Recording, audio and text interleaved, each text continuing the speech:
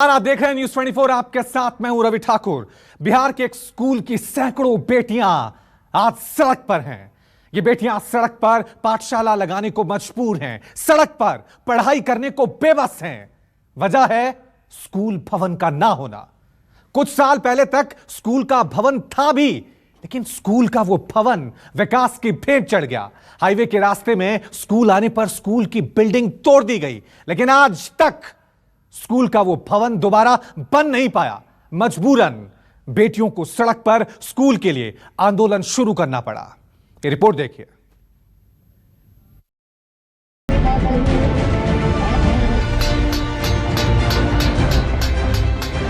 फिर क्लासरूम में पढ़ाई की तरह पंडाल के नीचे सड़क पर ही पढ़ाई करने बैठ जाती हैं।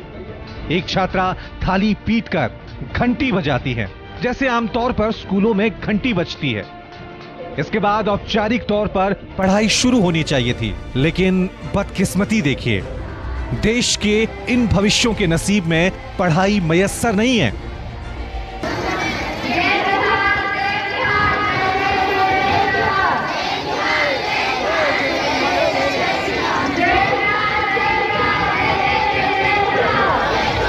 चिलचिलाती धूप में पंडाल के नीचे सड़क पर ये छात्राएं जिस बिहार के लिए जय जयकार का गान कर रही हैं, उसी बिहार के हुक्मरान और अधिकारियों ने इनके भविष्य पर मानो डाका डाल दिया हो।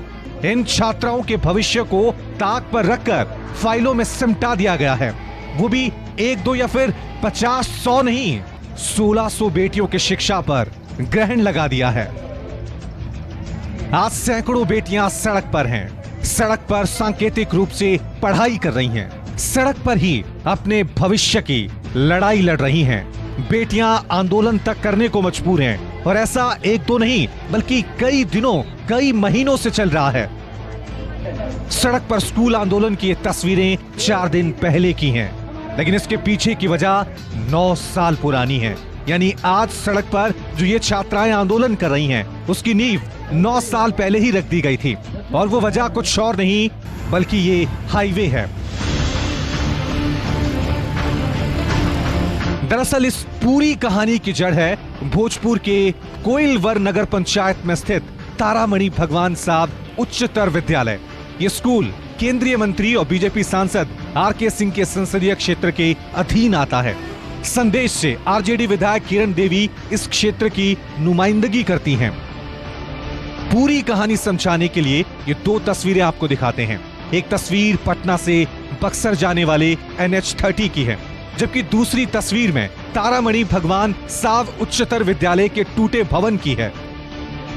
स्कूल भवन के ये हालात ना तो किसी बाढ़ के बाद बने और ना ही ये भवन किसी हादसे का शिकार हुआ है। स्कूल भवन के ये हालात NH-30 के चौड़ीकरण की वजह से बने हैं। ये हाईवे देख रहे हैं आप, कभी इस जगह पर स्कूल हुआ करता था। 9 साल पहले विकास के नाम पर पटना बक्सर NH-30 को 6 लेन करने का आदेश जारी हुआ है। सड़क चौड़ीकरण के नाम पर करीब 2.5 साल पहले 2019 में स्कूल भवन का अधिग्रहण कर सरकार ने इसे तोड़ दिया। अधिग्रहण के वक्त कहा गया था कि बेटियों को पढ़ने के लिए तत्काल वैकल्पिक स्कूल की व्यवस्था की जाएगी। साथ में यह भी वादा किया गया था कि जल्द ही स्कूल के लिए स्थायी जगह और भवन बनाए जाएंगे। मगर 2.5 सालों में स्थायी जगह और भवन तो दूर, अब तक वैकल्पिक यानी अस्थायी स्कूल भी नहीं बन पाया है। लेकिन हाँ, बन पाया है तो वो है NH-30 6 लेन। NH-30 के चौड़ीकरण का काम पूरा हो चुका है, लेकिन स्कूल का अब तक कोई अता पता नहीं है। बात बेटियों की थी, सवाल देश के भविष्य का है। लिहाजा न्यूज़ 24 ग्राउंड जीरो पर पहुंचा। एक तरफ सरकार बेटी पढ़ाओ बेटी बचाओ का नारा देती है, वहीं दूसरी तरफ विकास के नाम पर बेटियों की भविष्य के साथ खिलवाड़ किया जा रहा है। जी हाँ, जिस जगह पे हम खड़े हैं, पहले यहाँ भोजपुर जिले का सबसे बड़ा सरकारी विद्यालय हुआ करता था, लेकिन पटना आरा NH-30 को चौड़ीकरण के नाम पर इस भवन को, इस स्कूल की बिल्डिंग को ज़मींदोज़ कर दिया गया। तब यह वादा किया गया था कि जल्दी ही इनके लिए वैकल्पिक व्यवस्था होगी, लेकिन आज एक तरफ जो भवन का जो टूटा हुआ हिस्सा यहाँ मौजूद है, वहीं दूसरी तरफ सड़क तो इस दौरान बन गई है, लेकिन जो स्कूल भवन बनने की बात थी वो आज तक सिर्फ कागजों में ही है। विकास के नाम पर हाईवे तो बन गया, लेकिन इस विकास का बहुत बड़ा खामियाजा इस इलाके की बेटियां भुगत रही हैं। सैकड़ों बेटियां खुले आसमान के नीचे सड़क पर पढ़ाई कर रही हैं, अपने स्कूल के लिए आंदोलन कर रही हैं। ऐसा नहीं है कि स्कूल का भवन टूट गया है तो शिक्षक नहीं है, प्रिंसिपल नहीं है, साइकिल, पोशाक और मिड डे मील जैसी योजनाओं के नाम पर सरकारी खजाने से पैसे नहीं आ रहे हैं। कागजों पर सब कुछ है, अगर कुछ नहीं है तो वो है स्कूल का भवन। अगर कुछ नहीं हो रहा है तो वो है स्कूल में छात्राओं की पढ़ाई। कोरोना की वजह से लगे लॉकडाउन के दौरान स्कूल बंद थे, बेटियां तब खामोश थी, लेकिन अनलॉक 5 और 6 में स्कूलों के खोले जाने के बाद छात्राओं का गुस्सा भड़क गया, अभिभावकों के सब्र का बांध भी टूट गया। स्कूल भवन की मांग को लेकर आंदोलन शुरू हुआ। छात्राओं के इस आंदोलन में अंगियाफ से माले विधायक मनोज मंजिल जुड़े। NH 30 पर पंडाल लगाकर पाठशाला लगाई, पढ़ाई शुरू की गई तो प्रशासन का डंडा बरसा। पुलिस ने पंडाल लगाने वाले शख्स को गिरफ्तार कर लिया। छात्राओं का गुस्सा फिर भड़क उठा, काफी संख्या में छात्राएं थाने का घेराव करने पहुंच गई। पुलिस के सामने छात्राओं ने जमकर प्रदर्शन और नारेबाजी की।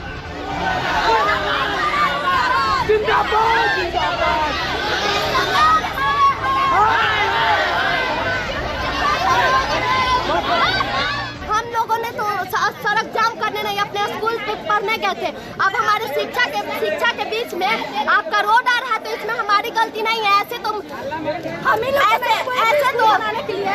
हम बोलते हैं नीतीश सरकार कि बच्चे हमारे देश के भविष्य है, लेकिन हमारा भविष्य क्यों बिगाड़ा जा रहा है। इधर आंदोलन को बढ़ता देख अधिकारियों की नींद टूटी। सड़क पर चल रहे क्लास को बगल के मिडिल स्कूल में शिफ्ट किया गया, लेकिन इससे भी छात्राओं की परेशानियां कम नहीं हुई।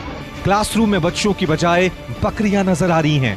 कुछ क्लासरूम में ताले भी लटके नजर आ रहे हैं। कुल मिलाकर कहें तो बच्चों के भविष्य की चिंता ना तो हुक्मरानों को है, ना ही अधिकारियों को।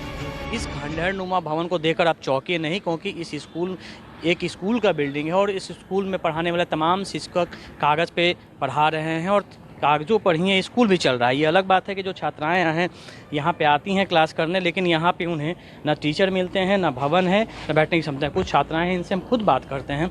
अच्छा, ये बताइए कि ये बिल्डिंग कब से टूटा हुआ है? 3 साल पहले से। कितने स्टूडेंट्स थे यहाँ? 1700 यहाँ पे। बताइए कि आप लोग का कोरोना काल के बाद सारे स्कूल खुल गए हैं, ये स्कूल खुला है, पढ़ाई हो रही है आप लोग? नहीं हो रही है। तो क्या पूरा मामला क्या है इस स्कूल का? सर यहाँ पर स्कूल है ना जवान, उसमें खाली ट्रेनिंग वाले टीचर खाली पढ़ाते हैं, स्कूल वाले सर कोई नहीं पढ़ाते हैं। इस बिल्डिंग में तो नहीं पढ़ते? इस पूरा बंद है। मिडिल स्कूल में शिफ्ट किया है। हाँ। ये बिल्डिंग जब कितना दिन पहले टूटा था? सर ये आप जो टूटी हुई अवशेष देख रहे हैं हमारी तारामणि भगवान साहब उच्चतर माध्यमिक विद्यालय की अवशेष है। यह विगत 3 वर्ष पहले यह टूटा है और उसके बाद DM साहब हों चाहे यहाँ के कितने भी जनप्रतिनिधि हों आए गए, उन लोगों का बहुत सारा आश्वासन हम लोगों को सुनने को मिला कि यह जो है विद्यालय 1 से 2 महीना में बनकर तैयार हो जाएगा, तभी हम लोग इसके ऊपर जो है सड़क ले जाएंगे। लेकिन सर ऐसा धरातल पर देखने के लिए कुछ मिला नहीं। ये बताइए कि कुछ विजुअल भी देखे थे कि सड़क पे विद्यालय चल रहा था, क्या आप लोग यहाँ पे प्रशासनिक अधिकारियों से बात किए? जी, क्या बात है? यहाँ पर जो स्कूल क्लास लगाया गया रोड पर, जो टूटे हुए स्कूल के पास जो रोड बना है उस पर स्कूल लगाया गया विधायक मनोज मंजिल के नेतृत्व में, और करीब 1500 छात्र छात्राएँ इकट्ठा हुए, क्लास दिन भर चला और तकरीबन 8 घंटा के बाद ADM महोदय और SDM साहब, यहाँ के DO जिला शिक्षा पदाधिकारी, ये तो आश्वासन 2.5 साल पहले भी मिला था कि बिल्डिंग बन जाएगा, और वो आश्वासन उनके द्वारा दिया गया। स्कूल तोड़ने का जो निर्णय था वो भी 9 साल आप बता रहे थे कि 9 साल के बाद 9 साल जी हो जी गया। अभी तक तो नहीं मिला है। नहीं मिला, लेकिन उस दिन हम लोग जब कितनी पढ़ाई बाधित हो रही है? बहुत ज़्यादा बच्चों का, हमारे इलाके का बहुत से छात्र छात्राओं का भविष्य को चौपट किया जा रहा है। हालांकि छात्राओं और अभिभावकों के विरोध के बाद प्रशासन ने 12 सितंबर तक पढ़ाई के लिए वैकल्पिक व्यवस्था करने की बात कही है। वहीं कोइलवर के प्रखंड विकास अधिकारी विकास मिश्रा ने न्यूज़ 24 से खास बातचीत में कहा कि स्कूल के भवन निर्माण के लिए जमीन को चिन्हित कर लिया गया है, जल्द ही वहां पक्के भवन का निर्माण कार्य शुरू होगा। 2 बिंदु पे प्रशासन की तरफ से आश्वासन दिया गया। एक कि वैकल्पिक क्लासरूम जो अभी चल रहा है उसकी क्षमता को बढ़ाने के लिए शेड बनाने की बात, और दूसरा कि अस्थायी स्कूल निर्माण। अस्थायी स्कूल निर्माण में फ्लड डिपार्टमेंट की ज़मीन है, उसके लिए फाइल ऑलरेडी मूव हुई है। बहुत जल्दी उसका अप्रूवल मिल जाएगा, फिर आगे जो है उसका एस्टिमेट और टेंडर वगैरह की प्रक्रिया होगी, तो फिर स्कूल का निर्माण होगा। वीडियो साहब जो वादे कर रहे हैं, इस तरह के वादे 28 साल पहले भी किए गए थे। नतीजा आज तक सामने नहीं आया। सवाल है कि बेटियों के भविष्य के साथ ऐसा कब तक खिलवाड़ होता रहेगा?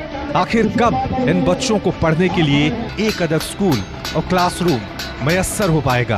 कैमरामैन सनी के साथ अमिताभ ओझा, भोजपुर न्यूज़ 24।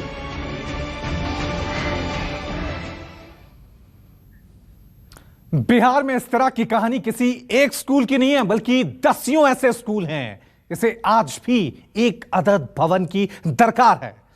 अब आपको लिए चलते हैं भारत नेपाल बॉर्डर के पास स्थित बगहा, एक ऐसा जिला है जहां पर राजकीय प्राथमिक विद्यालय तो है, खेतों के किनारे बने सड़क पर वहां पर यह विद्यालय चल रहा है। किस हालत में चल रहा है, यह रिपोर्ट देखिए।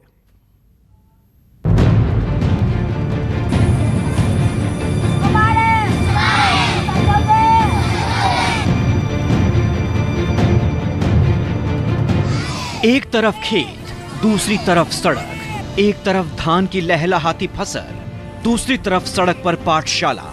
आप सोच रहे होंगे कि हम खेत और पाठशाला की तुलना क्यों कर रहे हैं? तो सुनिए, एक तरफ किसान अपने खून पसीने से सींचकर फसल तैयार कर रहा है, वहीं दूसरी तरफ उन्हीं किसानों और मजदूरों के बच्चे अपने बेहतर भविष्य की तैयारी में जुटे हुए हैं। किसानों को इतना तो भरोसा है कि अब की बार उनकी फसल अच्छी उपजेगी, लेकिन इन मासूमों को दूर दूर तक उम्मीद की ऐसी कोई किरण नहीं दिखाई दे रही जिससे इनका भविष्य उज्जवल होने वाला हो। उम्मीद हो भी कैसे, एक अदद स्कूल की छत तक इनको मयस्सर नहीं है। तस्वीरें भारत नेपाल सीमा से सटे बगहा के गौरी बेलवा गांव के राजकीय प्राथमिक विद्यालय की है। चौंक गए ना आप? सोच रहे होंगे कि सड़क पर भला कौन सा स्कूल चलता है, लेकिन सच यही है, यही हकीकत है। इन मासूम बच्चों का यही नसीब है। ऐसे ही खुले आसमान के नीचे पीसीसी सड़क पर पढ़ाई करने को मजबूर हैं। 21वीं सदी के डिजिटल युग में भी ये बच्चे जिस स्कूल में पढ़ाई करते हैं वो भवनहीन हैं। भीषण गर्मी हो, सर्दी हो या फिर बारिश का मौसम, बच्चों को तमाम कठिनाइयों का सामना यूं ही करना पड़ता है। धूप मारता है और बारिश आता है तो बस्ता भीग जाता है। कहाँ पढ़ते हो लोग बैठ के? सड़क पर। धूप में हम लोग पढ़ते हैं और हम लोग का बस्ता भीग जाता है। स्कूल का बिल्डिंग नहीं है? नहीं। जमीन है ना यहाँ? जी। ऐसा नहीं है कि स्कूल का भवन नहीं है तो यहाँ सरकार की ओर से कुछ भी नहीं मिल रहा है। स्कूल में 2 टीचर हैं, 80 बच्चे भी रजिस्टर्ड हैं। सरकारी योजनाओं का लाभ भी मिल रहा है। सरकारी दस्तावेजों में 2007 से ही ये स्कूल चल रहा है, लेकिन अगर कुछ नहीं है तो वो है स्कूल का भवन, जिससे शिक्षकों को भी भारी मुश्किलों का सामना करना पड़ रहा है। इस स्कूल में भवन के नाम पर ये एकमात्र टूटी फूटी झोपड़ी है जो विद्यालय का दफ्तर है। बाकी के दिनों में तो स्कूल के रजिस्टर समेत तमाम दस्तावेज इस झोपड़ी में ही रख दिए जाते हैं, लेकिन बारिश के सीजन में मुश्किल खड़ी हो जाती है। यहाँ 2 शिक्षक हैं, बच्चे 80 अभी नामांकन है। तो भवनहीन विद्यालय है बच्चे? न भवनहीन विद्यालय। अटेंडेंस रजिस्टर कहाँ रखा जाता है? यहाँ तो भवन भी नहीं है जी। एक झोपड़ी बना है, उसी में रखते हैं हम लोग। दरअसल आदिवासी बाहुल्य गौरी बेलवा गांव जंगल के किनारे बसा है। बगल के दूसरे गांव में एक स्कूल है। दूरी और आने जाने की बेहतर सुविधा ना होने की वजह से ग्रामीण अपने बच्चों को दूसरे गांव के स्कूल में नहीं भेजना चाहते, लिहाजा ग्रामीणों ने अपने गांव में ही स्कूल बनवाने की पहल शुरू की। सरकार की तरफ से कोई कदम ना उठाए जाने के बाद ग्रामीण खुद आगे आए। 20 साल पहले ग्रामीणों ने चंदा इकट्ठा कर जमीन खरीदी। उस जमीन को राज्यपाल के नाम डोनेट कर दिया ताकि उनके गांव में ही स्कूल बन सके, लेकिन आज तक गांव में स्कूल नहीं बन पाया। किसी तरह ये गांव के जो हमारे पूर्वज हैं, जैसे कि हम लोग भी हैं, तो उसमें कुछ चांदा चुंदी लगाकर जमीन खरीदी गई और उसको राज्यपाल के नाम से मुहैया कराया गया। अभी जो सरकारी भवन है यानी कि विद्यालय के रूप में वो नहीं बना गया है। हम लोग चांदा लगा करके ग्राम गौरी बेलवा के लिए, स्कूल के लिए, बच्चे सब दूर दूर जाने के लिए नहीं जा सकते हैं और अभी तक सरकारी आवास नहीं बना हुआ है। यहाँ आज तक अभी भवन नहीं बन पाई। हम लोग विनती करते हैं, आग्रह करते हैं कि किसी तरह यहाँ भवन बन जाए। बहरहाल एक तरफ जहां हुक्मरान प्रदेश के स्कूलों को स्मार्ट स्कूल बनाने के दावे करते हैं, स्कूल में डिजिटल क्रांति लाने की बात कहते हैं, वहीं दूसरी तरफ एक स्कूल की ये तस्वीर है। सरकार के तमाम दावों को ये तस्वीर मुंह चिढ़ा रही है। बगहा से धनंजय द्विवेदी, न्यूज़ 24। नमस्कार, मैं हूं मानक गुप्ता। अगर आपको हमारा ये वीडियो पसंद आया हो तो इसे लाइक और शेयर जरूर करें, और हाँ, हमें सब्सक्राइब और फॉलो करना ना भूलें ताकि आप देश और दुनिया की कोई खबर मिस ना करें। तो जुड़े रहिए हमारे साथ और देखते रहिए न्यूज़ 24।